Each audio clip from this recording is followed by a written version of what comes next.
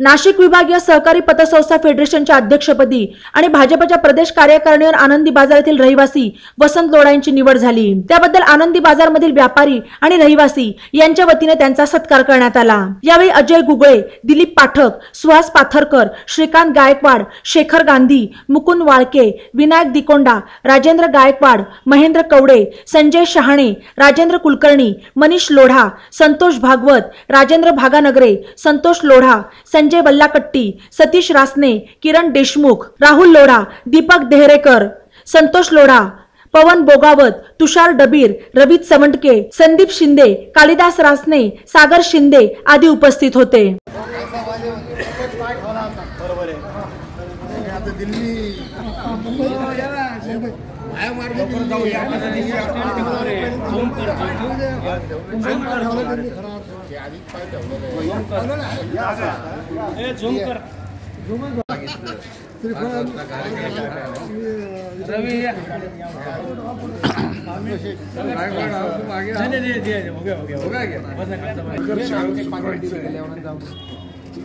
पदाच्या माध्यमातून गेल्या 10 वर्षापासून नगर शहर पूर्णपणे मागे पडलेलं आहे। तेव्हा आपल्याला हे नगर शहर सुधारायचं आहे आणि त्या दृष्टिकोनातून नगर शहराच्या विकासामध्ये आपण सगळेजण सहभागी होऊया। नगर शहरातले रस्ते, नगर शहरातली पाण्याची अवस्था, नगर शहरातल्या आरोग्याची अवस्था, नगर शहरातल्या साफसफाईची अवस्था, नगर शहरामध्ये मोठं काहीतरी चांगला एखादा उद्योग आला पाहिजे।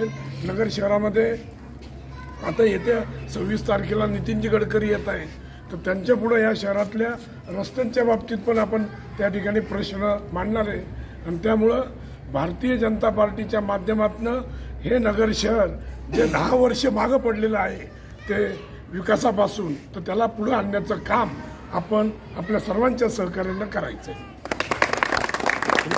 बातम्यांसाठी ई नवा मराठा यूट्यूब चॅनलला सबस्क्राईब करा आणि बेल आयकॉनवर प्रेस करा।